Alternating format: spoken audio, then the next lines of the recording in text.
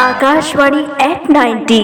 नमस्कार दोस्तों, मेरा नाम ज्योति टंडन है। मैं कोरबा छत्तीसगढ़ में रहती हूँ। आकाशवाणी के 90 वर्ष पूरे होने पर मैं आप सभी को बधाई देती हूँ। मेरा रिश्ता मुझे रेडियो से मेरा दोस्त जैसा है। खुशी हो या गम हो, ये हमेशा मेरा साथ देता है। कभी गानों के रूप में मेरा मन बहलाकर, तो कभी अलग अलग प्रकार की जानकारी से ये मेरे ज्ञान बढ़ाता है। अब तो स्मार्टफोन में ऐप के माध्यम से भी इसे कहीं भी सुना जा सकता है। आकाशवाणी मेरे साथ साथ मेरे घर पर मेरे माता पिता की भी जिंदगी में अपना अलग अस्तित्व रखता है। मेरे मम्मी के किचन के काम में अपने मधुर गीतों के साथ ये कानों में मिठास घोलता है। तो मेरे पापा की सुबह की चाय रामचरितमानस के साथ शुरू होती है।